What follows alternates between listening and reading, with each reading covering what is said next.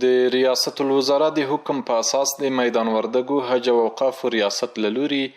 د قرآن عظیم شان د تفسیر او ترجمې په موخه 12 نظامي مرکزونو ته جید علما وروپېژندل شول. د یاد ولایت د حج او اوقافو رئیس مولوي نصرت الله صلاح الدین وایي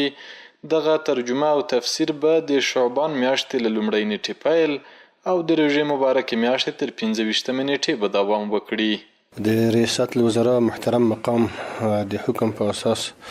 او د ارشاد حج او اوقاف محترم وزارت د هدایت سره سم 1440 کال د شعبان مبارک د میاشتې په اول تاریخ به په میدان وردګ ولایت کې په 12 نظامی مراکزو کې د قرآن کریم ترجمه د جید شیخ صاحبان د طرفه شروع کیږي.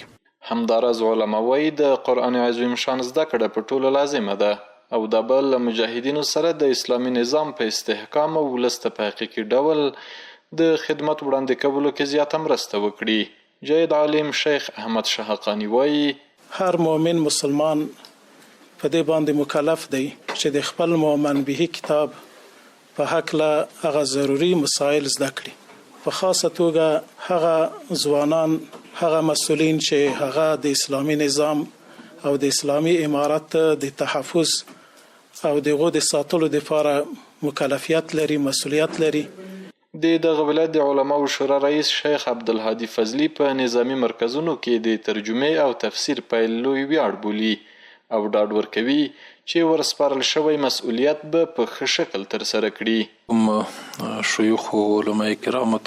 د شعبان المعظم او د رمضان المبارک دغه 2 میاشتو کې د قرآن کریم د تفسیر او د ترجمې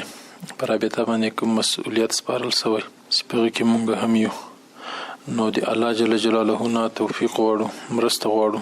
چې موږ د خپل مسؤلیت په ښه شان سره ادا کړلی شو. د یاد ولایت حج او اوقاف ریاست مسؤلین زیاتوي چې تیر کال هم په دې ولایت کې په 11 نظامی مرکزونو کې د قرآن عظیم شان ترجمه او تفسیر ترسره شو.